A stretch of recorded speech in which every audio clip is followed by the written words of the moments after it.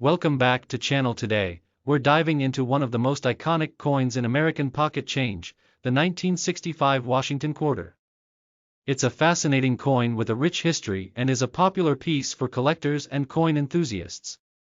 If you're curious about its background, design, and what it might be worth today, you're in the right place. Let's start with a bit of history. The year 1965 was a turning point for U.S. coinage. Before this year, quarters were made of 90% silver, which gave them a unique look and feel. However, as silver prices increased, it became too costly to produce everyday coins with precious metals. This led to the Coinage Act of 1965, which marked the beginning of the clad coin era. So, starting in 1965, quarters were made with a copper-nickel composition rather than silver. This transition to clad coinage made the 1965 quarter the very first to be made without any silver. The design of the 1965 Washington Quarter is classic and simple. On the obverse, we have George Washington's profile, sculpted by John Flanagan. Washington's image has been on the quarter since 1932, commemorating his 200th birthday. Above his head, you'll see the word Liberty, with "In God We Trust" to his left and the year 1965, at the bottom. On the reverse side, we see a majestic eagle with outstretched wings. This design is also by Flanagan, with United States of America and E Pluribus Unum above the eagle, while the denomination, quarter dollar, is displayed below. This design remained unchanged until 1999, when the popular state quarter series began. So what exactly is a clad coin? Unlike earlier silver quarters, the 1965 Washington Quarter is made from a combination of metals. The outer layers are 75% copper and 25% nickel, while the inner core is pure copper. This composition not only made production more affordable but also made the coin more durable over time. How can you tell a 1965 quarter from a silver quarter at a glance? One quick trick is to look at the edge of the coin. Clad coins, like the 1965 quarter, have a distinct copper-colored line around the edge, while the older silver quarters have a solid silver edge. Alright, let's talk about value. What is a circulated 1965 Washington Quarter worth today? Because 1965 quarters were produced in huge numbers, they are very common. In fact, over 1.8 billion 1965 quarters were minted. This high mintage means that circulated 1965 quarters are typically worth their face value, 25 cents. But wait, there's more to consider. For collectors, the condition of the coin can make a big difference. Most circulated 1965 quarters found in pocket change or from bank rolls will grade in the lower ranges, such as good or very fine. These typically still only hold face value. However, uncirculated or higher grade examples, like those graded mint state, MS, 65 or above, may be worth a bit more to collectors, possibly ranging from $1 to $5 depending on the quality. For those unfamiliar with coin grading, MS or mint state means the coin hasn't been circulated and retains its original mint luster.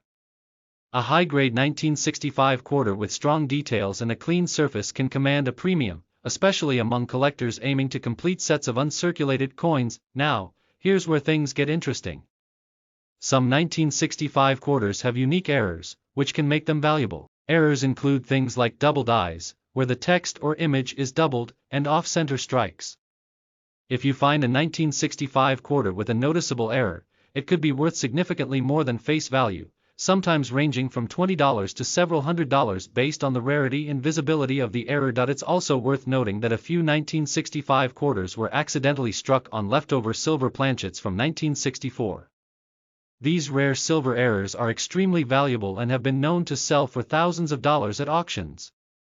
So, if you ever find a 1965 quarter that doesn't have the copper line on the edge, it might be worth testing to see if it's silver. So, to sum up, the 1965 Washington Quarter is historically significant as the first clad quarter and is generally worth its face value in circulated condition. However, high-grade and error versions can command a premium among collectors. If you're a collector, keep an eye out for those rare error quarters and always check the edges. To understand the significance of the 1965 Washington Quarter, we need to step back in time to the early 1960s, when quarters, and most other U.S. coins, were still made of silver.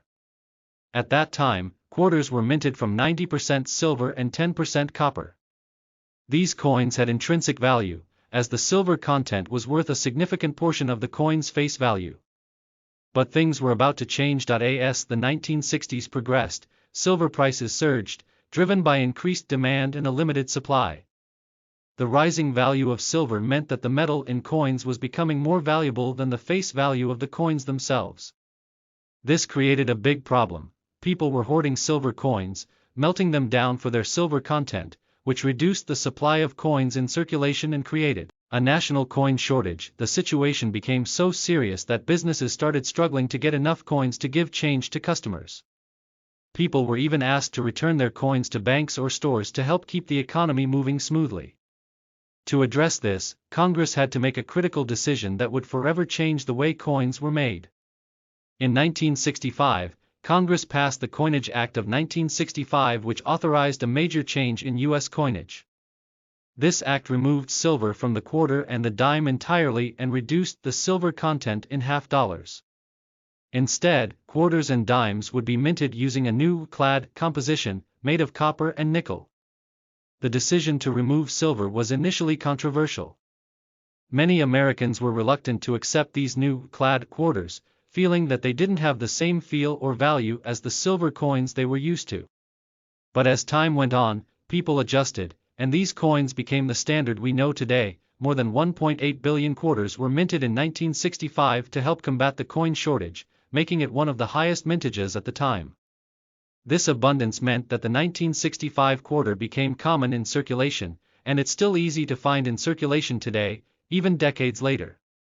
For collectors, the 1965 Washington quarter represents an important era in U.S. numismatics. It marks the beginning of the end of silver coinage and the start of a new age for everyday currency. While 1965 quarters aren't rare in circulated condition, they hold special significance as a reminder of a transformative period in American economic history. Ultimately, the 1965 Washington quarter is more than just pocket change, it's a piece of history. It tells the story of a time when America's coins had to adapt to a changing world and economic reality. So, if you happen to have a 1965 quarter, hold on to it. It's a symbol of resilience and a fascinating chapter in U.S. history. 1977 Washington quarter. This coin may look like your average quarter, but there's more to it than you might think. From its design to its current value, we're here to explore what makes this coin unique. So if you're curious about what that old quarter in your pocket is worth, keep watching. Let's start with a little background. The Washington quarter first entered circulation back in 1932 to commemorate the 200th anniversary of George Washington's birth. The original design was created by sculptor John Flanagan, who was inspired by a bust of Washington from 1786. Over the decades, this quarter became an icon of American currency, continuing into the 1970s with only slight modifications. Now, let's zoom into 1977 specifically. The 1977 quarter was produced at two mints, Philadelphia and Denver. You can tell them apart by looking for a mint mark on the front of the coin, D for Denver, or no mark at all for Philadelphia. But in terms of design, the 1977 quarter stayed true to the original Washington profile that Americans had grown accustomed to for decades. On the front, or obverse side, we have a familiar sight, George Washington's profile facing left, with the words Liberty above and In God We Trust to the left. Below Washington's neck is the year 1977. On the reverse side, you'll see a majestic bald eagle with its wings spread wide. This eagle design is a classic, representing the strength and independence of the United States. Now, unlike earlier quarters that were made from 90% silver up until 1964, the 1977 quarter is composed of a copper-nickel blend. It has a copper core with a nickel outer layer, which gives it that silver-like appearance but without any actual silver. It weighs about 5.67 grams and measures 24.3 millimeters in diameter, making it standard for quarters of the time. The copper-nickel composition kept production costs low, allowing these coins to be widely circulated across the U.S. Wondering how common the 1977 quarter is? Well, it was produced in massive numbers. The Philadelphia Mint struck over 468 million coins that year, while the Denver Mint produced over 256 million. This high mintage means that the 1977 quarter is far from rare, and you can still find them in circulation to this day. Due to these high mintages, this quarter is more of a collectible for those interested in filling a date set of Washington quarters, rather than a rare treasure. But hey, it's still a fun find. So, what is a 1977 quarter worth today? In circulated condition, the 1977 quarter's value mostly matches its face value, 25 cents. Most quarters from this year aren't worth much more than that unless they're in near mint or uncirculated condition. That if you happen to find a 1977 quarter in uncirculated condition, it could fetch a bit more, typically between $1 and $5 for a coin in pristine condition. However, for circulated quarters, unless there are rare errors, it's usually worth just its face value. Speaking of errors, there are some valuable 1977 quarters out there due to minting mistakes. Error coins are highly sought after by collectors because they're unique. Errors on 1977 quarters can include off-center strikes, double dies, or planchet issues, where the coin is struck on an improperly prepared metal blank. These types of errors can increase the value of a 1977 quarter significantly, sometimes up to hundreds of dollars. Finding one of these rare errors can turn a regular quarter into a valuable piece of numismatic history. So if you're a collector, it's worth taking a close look. Now, let's step back in time to 1977. This was the year Jimmy Carter took office as the 39th President of the United States. Star Wars premiered, changing the landscape of cinema forever, and the first Apple II computers hit the market, paving the way for modern computing. These quarters, Washington quarter, may not be the most valuable coin out there, but it's a fascinating piece of history. It reminds us of a time when American culture was evolving rapidly. So, next time you come across a 1977 quarter, take a moment to appreciate the stories it holds. And who knows, you might even find an error coin worth keeping. The Washington quarter has a rich history that spans over 90 years, so let's dive into how it came to be, why it was designed the way it was, and how it evolved over time. Here's a historical outline of the quarter and, specifically, the 1977 version. The Washington quarter was introduced in 1932 to celebrate the 200th anniversary of George Washington's birth. Originally, this quarter was intended as a one-year commemorative issue, but it was so popular that the U.S. Mint decided to keep it in circulation. For the design, the U.S. Mint held a competition, which was won by sculptor John Flanagan. Flanagan's design was based on a famous bust of George Washington created by Jean-Antoine Houdon in 1785. The obverse featured Washington's profile facing left, while the reverse showcased a powerful bald eagle, symbolizing America's freedom and strength. The Washington quarter replaced the standing Liberty quarter, which had been in circulation since 1916. The new design marked a shift toward simpler, more symbolic imagery on U.S. coins and soon became an American classic. 1983 U.S. quarter. You might have a few of these lying around, but did you know this common-looking coin could be worth more than just 25 cents? The 1983 quarter is part of the Washington Quarter series, a coin design that began all the way back in 1932 to commemorate George Washington's 200th birthday. The Washington quarter was initially intended as a one-year commemorative piece, but it became so popular that it continued in circulation and became the standard quarter design. But why talk specifically about the 1983 quarter? This coin might look ordinary, but due to a few unique circumstances in the 1980s, these coins are more interesting than they first appear. 1983 was a special year in the history of the U.S. Mint because it was one of the years when no mint sets were produced. Typically, the U.S. Mint would create special sets for collectors, which would contain uncirculated coins in pristine condition. But in 1982 and 1983, no mint sets were made. That means the only 1983 quarters in existence are those that actually went into circulation. So, what does that mean? Well, if you want a high-quality 1983 quarter, you're limited to coins that were already used in circulation, which is unusual for collectors. Finding one of these quarters in excellent condition is difficult because every 1983 quarter was put out there to be used in everyday transactions. So, what does this mean for value? For an average circulated 1983 quarter, the value is usually just its face value of 25 cents. But condition is everything here. If you find one in particularly good condition, meaning minimal wear, sharp details, and a nice luster, its value could range from a few dollars to significantly more. In fact, collectors have paid $30 to $50 or even more for quarters in high-grade conditions. And if you're lucky enough to find a quarter graded by a professional service, 1984 USA quarter dollar. We'll explore the coin's design, historical context, and its value for collectors. So, whether you're a seasoned numismatist or just curious about American coins, stay tuned. The 1984 United States quarter dollar is part of a coin series that has been in circulation since 1932. This specific year may not stand out like bicentennial or commemorative years, but it has its own story to tell. First, let's go over some basics. The 1984 quarter belongs to the Washington Quarter series. These coins feature the portrait of George Washington, the first President of the United States, on the obverse, or front, side. The Washington Quarter was first introduced in 1932 to celebrate the 200th anniversary of Washington's birth, and it became so popular that it's been produced with his likeness ever since. The Washington Quarter has evolved a lot over the decades, with different compositions, reverse designs, and finishes. But in 1984, the quarter still retained its classic design. Let's take a closer look at the design. The obverse side of the 1984 quarter features a bust of George Washington, facing left. The design was created by John Flanagan, a renowned sculptor who was chosen for this coin after a national competition. Above Washington's head, you'll see the word Liberty.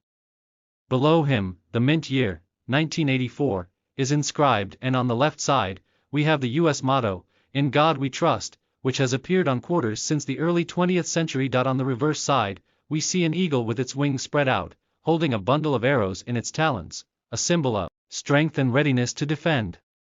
The olive branch beneath the eagle symbolizes peace. Above the eagle, it reads, United States of America, and just below, quarter dollar, signifying its denomination. Moving on to the composition. By 1984, U.S. quarters were made from a clad metal blend. Unlike quarters minted before 1965, which contain 90% silver, quarters after this date have a copper-nickel composition. The coin consists of a pure copper core sandwiched between two layers of copper-nickel alloy, giving it its durability and resistance to wear, an ideal choice for everyday use. This clad composition helped make quarters affordable to produce and long-lasting, essential for coins that circulate widely like the quarter. Now, let's talk about mint marks and production. The 1984 quarter was minted in two major U.S. mints, Philadelphia and Denver. You can identify where your quarter was minted by looking for the small letter just above the data. A P stands for Philadelphia, and a D represents Denver. While quarters were also struck in San Francisco, those were reserved for proof sets. The Philadelphia Mint produced about 676 million quarters in 1984, while the Denver Mint produced around 546 million. Alright, now the part everyone's been waiting for, the value. So, what is a 1984 quarter worth today? Well, if it's a standard circulated quarter, its value will generally be close to face value, 25 cents. This is because these coins were produced in the hundreds of millions, making them relatively common. However, quarters in exceptionally high condition, such as those graded MS-65 or higher, can fetch a premium. In pristine condition, a 1984 quarter from either mint can be worth anywhere from a few dollars up to $10, depending on the collector demand. If you have a proof version from the San Francisco Mint, it can be worth more, especially if it's been preserved in its original mint packaging. Proof quarters from 1984 can sell for around $5 strength to $15 and readiness to defend, depending. The olive branch beneath the eagle symbolizes peace. Above the eagle, it reads, United States of America, and just below, quarter dollar, signifying its denomination. Moving on to the composition. By 1984, U.S. quarters were made from a clad metal blend. Unlike quarters minted before 1965, which contain 90% silver, quarters after this date have a copper-nickel composition. The coin consists of a pure copper core sandwiched between two layers of copper-nickel alloy, giving it its durability and resistance to wear, an ideal choice for everyday use. This clad composition helped make quarters affordable to produce and long-lasting, essential for coins that circulate widely like the quarter. Now, let's talk about mint marks and production. The 1984 quarter was minted in two major U.S. mints, Philadelphia and Denver. You can identify where your quarter was minted by looking for the small letter just above the data. A P stands for Philadelphia, and a D represents Denver. While quarters were also struck in San Francisco, those were reserved for proof sets. The Philadelphia Mint produced about 676 million quarters in 1984, while the Denver Mint produced around 546 million. Alright, now the part everyone's been waiting for, the value. So, what is a 1984 quarter worth today? Well, if it's a standard circulated quarter, its value will generally be close to face value, 25 cents. This is because these coins were produced in the hundreds of millions, making them relatively common. However, quarters in exceptionally high condition, such as those graded MS-65 or higher, can fetch a premium. In pristine condition, a 1984 quarter from either mint can be worth anywhere from a few dollars up to $10, depending on the collector demand. If you have a proof version from the San Francisco Mint, it can be worth more, especially if it's been preserved in its original mint packaging. Proof quarters from 1984 can sell for around $5 to $15, depending. As mint state, which means near perfect condition, it can command even higher prices. A 1983 quarter in mint state 65 condition could sell for $100 or more. If you're checking through your change or your old collections, here are some things to look for that could make your 1983 quarter more valuable. First, check the condition. Does the coin have minimal scratches, clear details on Washington's face, and a strong eagle on the reverse?